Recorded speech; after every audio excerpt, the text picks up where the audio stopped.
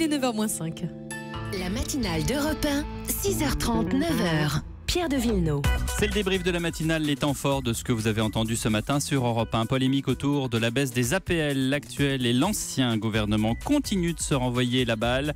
Écoutez Marlène Schiappa, secrétaire d'État à l'égalité homme-femme. Elle était l'invitée de l'interview politique tout à l'heure.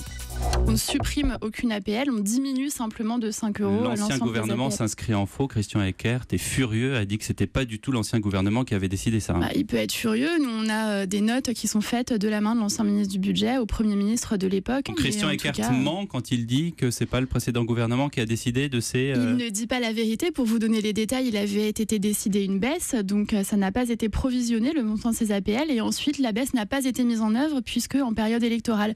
Donc nous retrouvons le gouvernement d'Édouard Philippe à avoir un devoir de responsabilité avec de l'argent qui n'est pas provisionné, et le choix que nous faisons, c'est de diminuer les APL d'une petite somme de 5 euros dans leur ensemble. Un an après l'assassinat du père Hamel, l'émotion reste très vive à Saint-Étienne-du-Rouvray. Sœur Dominique, une des sœurs de la paroisse qui connaissait très bien le père, s'est confiée en exclusivité à Europe 1. C'était à 8h. La commémoration, c'est pas nous spécialement, c'est tout le monde ensemble. Nos gestes, nos paroles vers nos frères aussi, nos frères musulmans. Il ne faut pas les oublier. Le décès de Jacques Hamel, ça a créé un lien d'amitié sur toute la commune, et c'est ensemble que nous portons ce premier anniversaire de la mort de Jacques. Défilé People à l'Elysée. Bono, Rihanna sont attendus, et non, ils ne sont pas là pour un concert, mais pour parler politique et causes humanitaires. Explication de William Galibert, c'était dans le journal de 8h.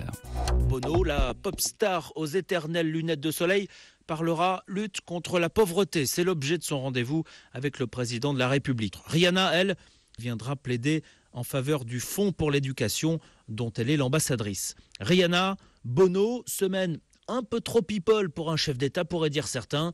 L'Élysée anticipe les critiques, indique que la présidence est ouverte à toutes les initiatives d'où qu'elles viennent.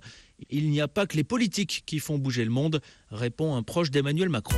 Tous les jours sur Europe 1, une idée de visite originale pour vos vacances. Ce matin, nous étions à Marseille, dans la plus vieille quincaillerie de France. Des objets venus du monde entier, de toutes les époques. Un voyage hors du temps que nous proposait Nathalie Chevance à 7h25. Un lieu comme autrefois, bien connu du tout Marseille. Un bond dans le temps pour Huguette, 90 ans. Qui ne connaît pas Empereur ? Il faut qu'il fasse connaissance.